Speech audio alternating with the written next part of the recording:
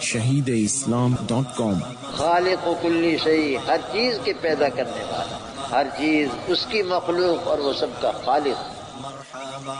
www.shahideislam.com اللهم صل على سيدنا ومولانا وحبيبنا وشفيعنا محمد النبي الأمي وآله وسلم تسليما۔ عائشة رضي الله تعالى عنها: رأيت جهنم يحطم بعضها بعضا، ورأيت عمرا يجر قصبه وهو أول من سيب الصوائب۔ صحیح بخاری شریف میں حضرت عائشہ صدیقہ رضی اللہ تعالی عنہا سے روایت ہے کہ آن حضرت صلی اللہ علیہ وسلم نے ارشاد فرمایا: میں نے دوزخ کو دیکھا کہ اس کے بعض حصے بعض کو توڑ رہے تھے، اور میں نے عمر کو دیکھا کہ وہ اپنی انتڑیاں کھینچ رہا ہے۔ یہ سب سے پہلا آدمی تھا جس نے سانڈ چھوڑنے کی رسم نکالی۔ میم انس رضی اللہ تعالی عنہ: رأيت ذات ليلة فيما يرى النائم كأن في دار عقبة بن عافر، فأتينا برطب من رطب بن طيب، فأولت رفعت لنا في الدنيا والعاقبة في الآخرة، وأن ديننا قد طاب۔ صحیح مسلم میں حضرت انس بن مالک رضی اللہ تعالی عنہ سے روایت ہے کہ حضرت صلی اللہ علیہ وسلم نے ارشاد فرمایا: میں نے رات کو دیکھا جس حال میں کہ سویا ہوا آدمی خواب دیکھتا ہے، گویا ہم عقبہ ابن رافع کے مکان میں ہیں اور ہمارے پاس تک کھجوریں لائی گئیں رطب ابن طاب میں سے۔ بس میں نے اس کی تعبیر کی کہ ہمارے لیے بلندی ہے دنیا میں اور آخرت میں، اور یہ کہ ہمارا دین پاکیزہ ہے۔ قاف ابو ہریرہ رضی اللہ تعالی عنہ: رأيت عمرو بن عامر الخزاعي يجر قصبه في النار كان أول من سيب الصوائب۔ صحیح بخاری اور صحیح مسلم میں حضرت ابو ہریرہ رضی اللہ تعالی عنہ سے روایت ہے کہ آن حضرت صلی اللہ علیہ وسلم نے ارشاد فرمایا: میں نے عمرو بن عامر خزاعی کو دیکھا کہ وہ دوزخ میں اپنی انتڑیاں گھسیٹ رہا ہے،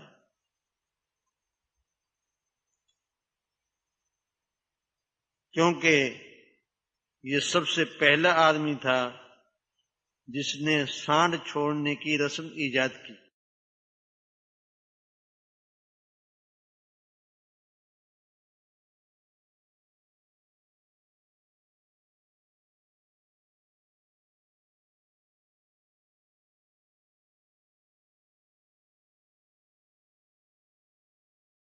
پہلی حدیث میں ارشاد فرمایا کہ میں www.shahideislam.com نے خواب میں دوزخ کو دیکھا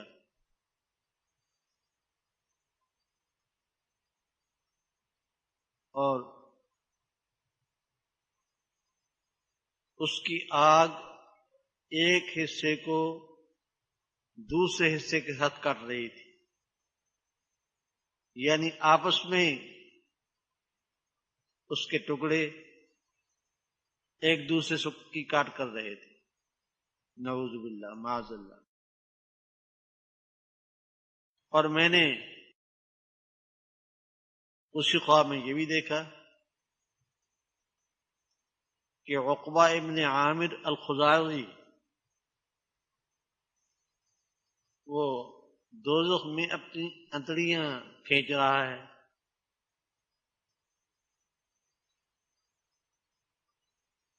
کیونکہ یہ سب سے پہلا آدمی تھا جس نے سانڈ چھوڑنے کی رسم ایجاد کی۔ یہی مضمون تیسری حدیث کا بھی ہے، یعنی پہلی اور تیسری حدیث کا مضمون ایک ہی ہے۔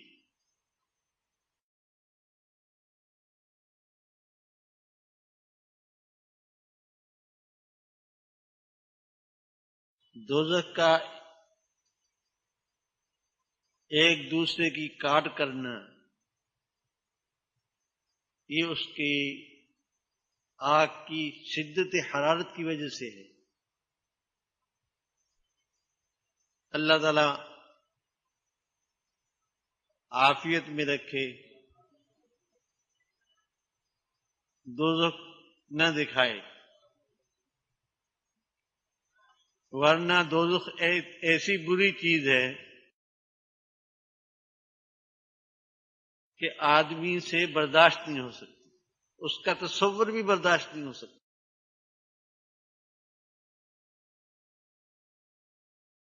قرآن کریم میں آتا ہے کہ دوزخی پیاس کی شدت کی وجہ سے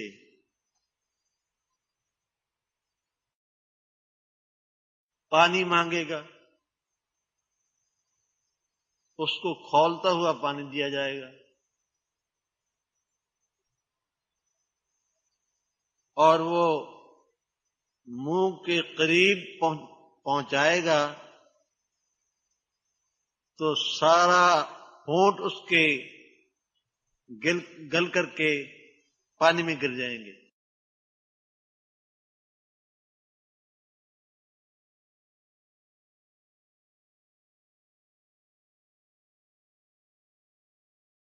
چاروں ناچار وہ انڈیلنے کی کوشش کرے گا تو تمام انتڑیاں کٹ کر کے نیچے آ جائیں گی۔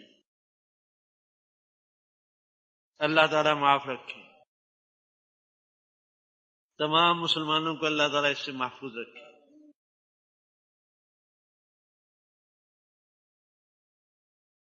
ایک تو یہ بات ہوئی، دوسری یہ بات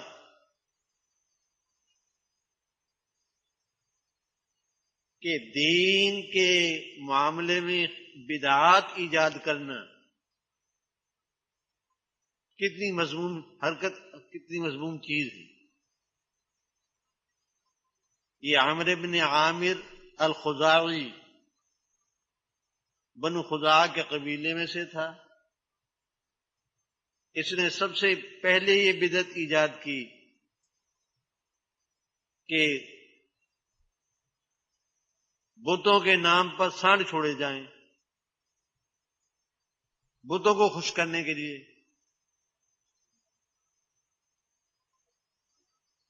حالانکہ کسی شریعت میں اس کا حکم نہیں آیا تھا، اس نے اپنی طرف سے یہ بدعت ایجاد کی اور لوگ اس کے پیچھے لگ گئے۔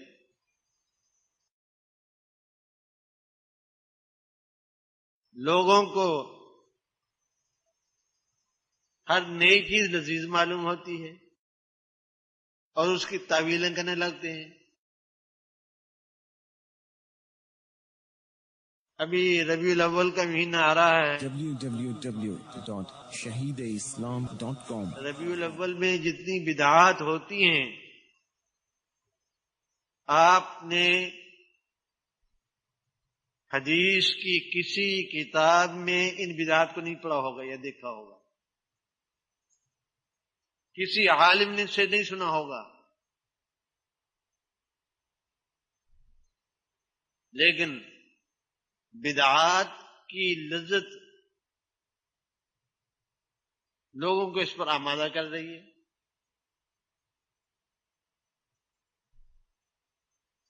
اور منع کرنے کی کسی کو جرات نہیں۔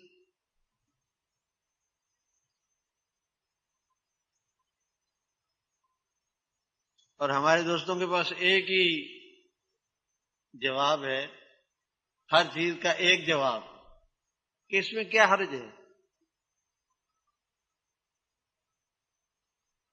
جس بدعت کے بارے میں کوئی بات کہی جائے اس کے لیے شیطان نے ایک ہی جواب تلقین کیا ہے کہ اس میں کیا حرج ہے۔ میرا بھائی، حرج تو نہیں ہے کوئی، صرف اتنا حرج ہے کہ ایک بات جو اللہ اور اللہ کے رسول نے نہیں فرمائی اس کو شریعت کا مسئلہ بتانا، اس کا مطلب یہ ہے کہ یہ بات اللہ اور اللہ کے رسول نے بتائی ہے، اس سے بڑھ کر کیا حرج ہو سکتا ہے؟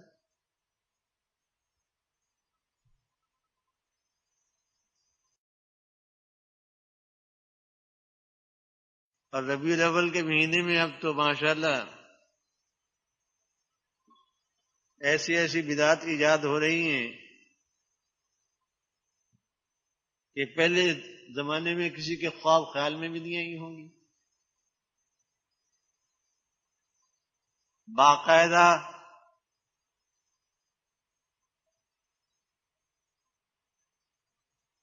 چوکوں پر بیت اللہ شریف کی شبیہ بنائی جاتی ہے اور اس کا طواف کیا جاتا ہے۔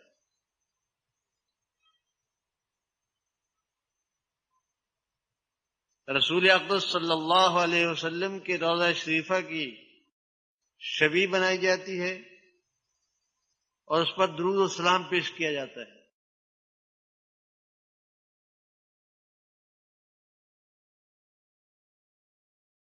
رسول اللہ صلی اللہ علیہ وسلم ارشاد فرماتے ہیں کہ میں نے عامر بن عامر الخزاعی کو دیکھا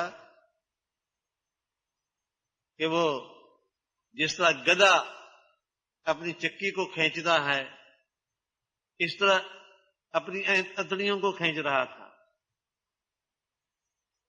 کیونکہ سب سے پہلے اس نے سوائب کا رواج ڈالا، یعنی سان چھوڑنے کا،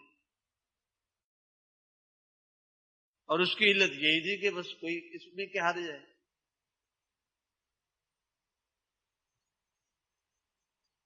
یہ سان چھوڑنے کا رواج یوں تھا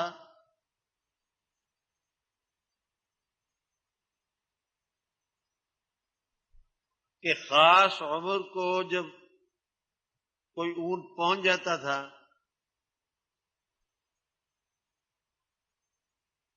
تو اس سے کام نہیں لیا جاتا تھا، بلکہ اس کو ویسے ہی چھوڑ دیتے تھے، جہاں چاہے کھائے پیے پھرے چلے پھرے، کوئی اس کو روکنے والا بھی نہیں ہوتا تھا۔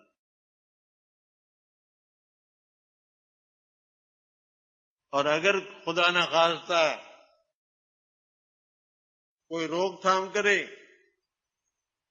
تو لوگ کہتے کہ اس نے بہت برا کام کیا ہے، صاحبہ کو یا انسان کو اس نے اپنے لیے حلال کر لیا۔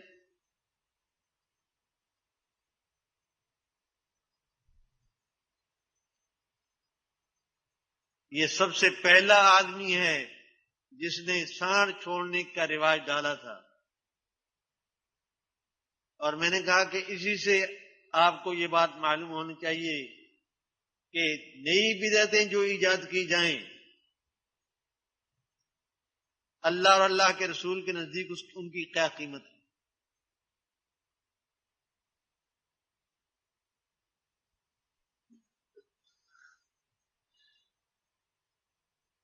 دوسری حدیث شریف میں ارشاد فرمایا کہ میں نے خواب میں دیکھا کہ گویا ہم عقبہ ابن رافع کے گھر میں ہیں، عقبہ ابن رافع کے گھر میں ہیں، اور ہمارے پاس کھجوریں لائی گئیں، تر کھجوریں، www.shahideislam.com جس کو ابن طاب کی کھجوریں کہا جاتا ہے۔ یہ کھجور کی خاص قسم تھی۔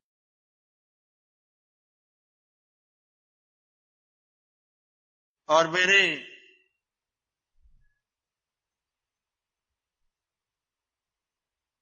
اس کی تعبیر یہ کی کہ ہمیں اللہ تعالی دنیا اور آخرت میں رفعت عطا فرمائیں گے۔ عقبہ ابن رافع، ان لفظوں سے آن حضرت صلی اللہ علیہ وسلم نے تعبیر نکالی۔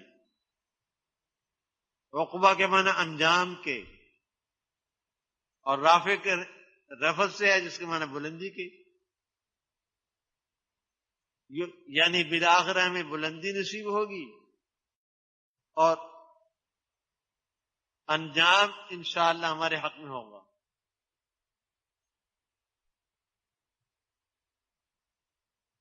اور دوسرا جز کہ میرے پاس کھجوریں لائی گئیں ابن طاب کی، اس کی تعبیر میں نے یہ نکالی کہ ہمارا دین پاکیزہ اور عمدہ ہے، جس طرح کہ ابن طاب کی کھجوریں عمدہ اور بہتر ہوتی۔ سبحان اللہ۔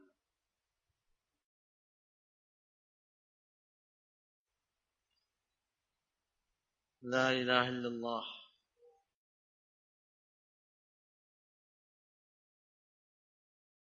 بعض احباب کا مشورہ ہے کہ افغانستان کی کارگزاری سنا دیں۔ بھائی کارگزاری تو میں نے بتا دی ہے عصر کے وقت میں۔ ضرب مومن میں آ جائے گی انشاءاللہ۔ کیا وضو اور کھانا کھاتے وقت کوئی سلام کرے تو سلام کا جواب دینا چاہیے یا نہیں؟ وضو کے وقت سلام کا جواب دے سکتے ہیں، لیکن وضو کرنے والے کو سلام کہنا نہیں چاہیے۔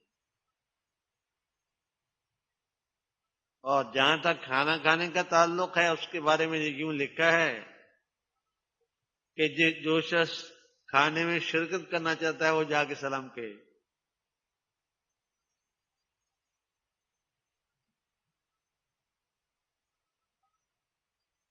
بیت الخلاء میں بیٹھنے کا سنت طریقہ کیا ہے؟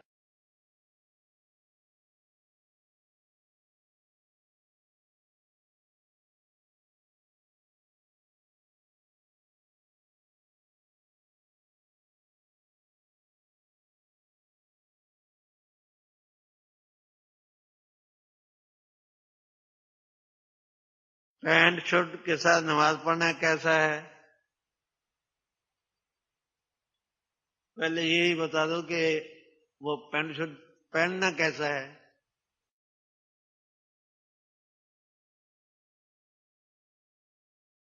اور آستین چڑھا کر نماز پڑھنے کا کیا حکم ہے؟ ظاہر بات ہے کہ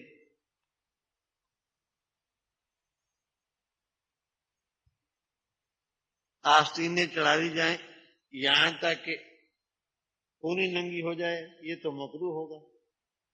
اور ویسے بھی آستینیں چڑھا کر کے نماز پڑھنا یہ مناسب نہیں۔ www.shahideislam.com عام طور پر خواتین سے سنا ہے کہ فلاں صاحبہ نے 101 قرآن شریف اور 1.25 لاکھ کلمہ شریف پڑھ کر اپنے لیے مخصوص کر لیا، جو بعد از انتقال موصوفہ کو بخش دیا جائے گا۔ اب پڑھا تو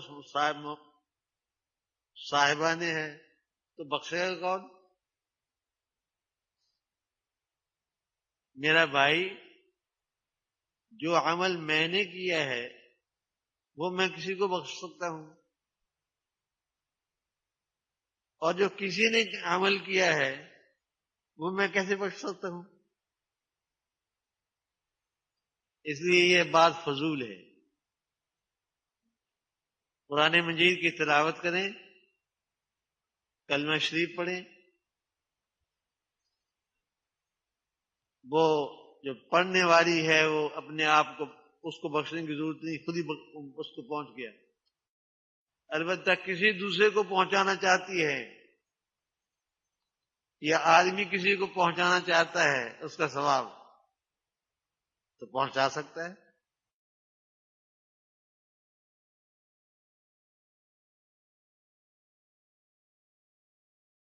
عام لوگ قرآن شریف پڑھ کر مرحومین کو بخشتے ہیں، تو کیا اس صورت میں پڑھنے والے کو کے حصے میں بھی کوئی ثواب آئے گا؟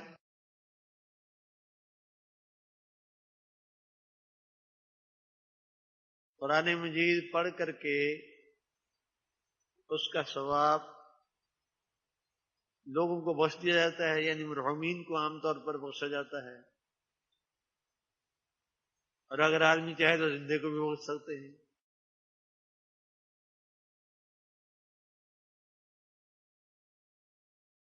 پہلے ایک زمانے تک میں یہی فتویٰ بھی دیتا رہا ہوں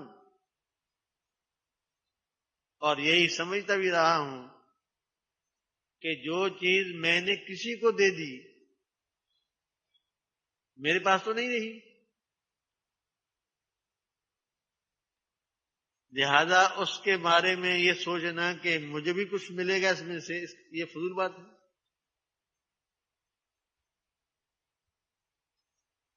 لیکن بہت دیر کے بعد مجھے معلوم ہوا، شرح صدور میں حافظ سیوطی رحمہ اللہ تعالی نے لکھا ہے اور ہماری کتابوں میں بھی لکھا ہے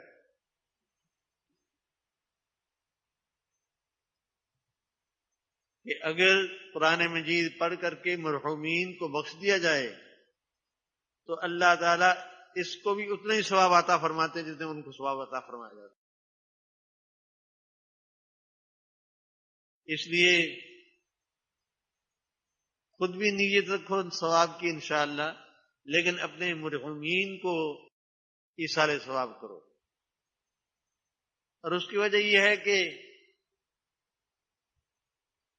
تم تو پڑھ سکتے ہو، تلاوت کر سکتے ہو، ذکر کر سکتے ہو، کلمہ شریف پڑھ سکتے ہو، لیکن جو لوگ فوت ہو چکے ہیں وہ یہ کام نہیں کر سکتے۔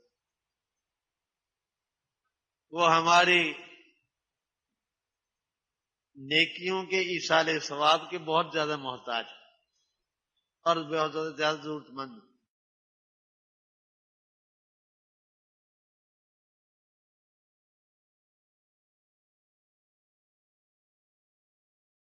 لا الہ الا اللہ۔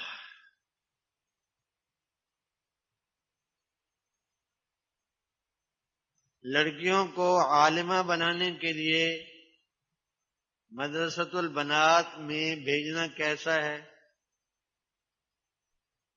میری بچی بھی پڑھی ہے، کوئی عالمہ بنی ہے ماشاءاللہ، اس کے لیے اور سند کی بتانے کی ضرورت نہیں ہے۔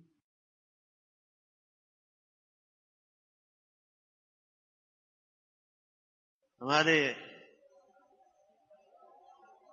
ڈاکٹر امجد صاحب کا مدرسہ بنایا ہوا ہے، مدرسہ عائشہ صدیقہ للبنات، اور بہت عمدہ طریقے سے کام کر رہا ہے۔ اس طرح دوسرے حضرات نے بھی بنات کے مدرسے بنائے ہوئے ہیں، لیکن یہ شرط ہے کہ بچیاں باپردہ جائیں اور وہاں سے اخلاق اچھے سیکھیں۔ اگر ان میں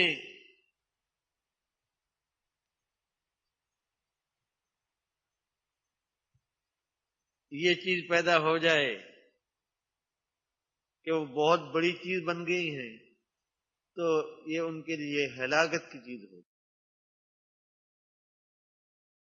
دینی علم کے حاصل کرنے سے اگر آدمی میں تواضع پیدا ہو، www.shahideislam.com انکساری پیدا ہو، تو سمجھے کہ علم کام آ گیا، اور اگر یہ چیز پیدا نہیں ہوتی تو علم ضائع جگہ۔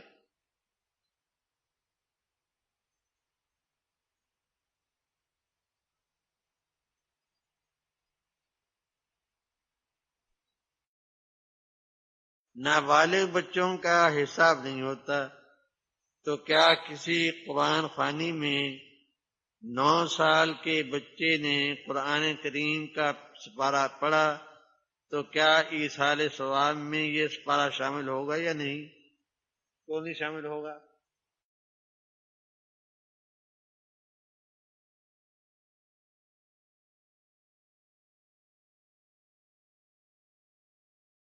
بہت سے حضرات نے دعاؤں کے لیے کہا ہے، ان کے لیے دعا فرمایا، اور خاص طور پر ملک میں اور بہت سے ممالک میں خشک سالی چل رہی ہے، بارشیں نہیں ہو رہی ہمارے گناہوں کی وجہ سے۔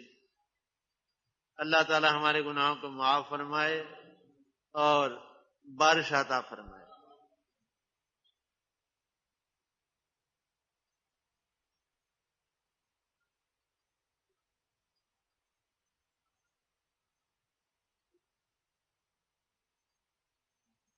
وصلی اللہ تعالی علی خیر خلقہ سیدنا و مولانا محمد وآلہ shahideislam.com اس ویب سائٹ پر آپ سن سکتے ہیں شہید اسلام مولانا محمد یوسف لدھیانوی رحمہ اللہ کی آواز میں درس قرآن، درس حدیث اور اصلاحی مواعظ۔ خالق و کلی شیء، ہر چیز کے پیدا کرنے والا، ہر چیز اس کی مخلوق اور وہ سب کا خالق۔ جبکہ شہید اسلام کی تصانیف آن لائن